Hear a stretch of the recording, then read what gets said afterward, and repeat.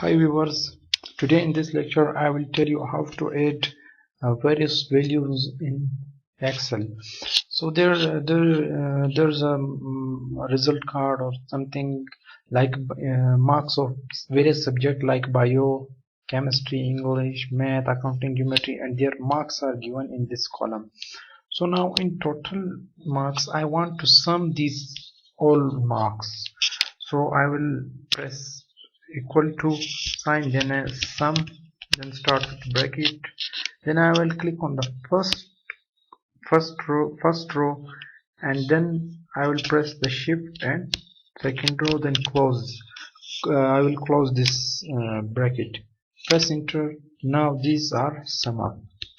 So this show in this that from A18 to 25, all the C18 to C23, all the numbers has been summed up. Thank you very much. So please subscribe my channel.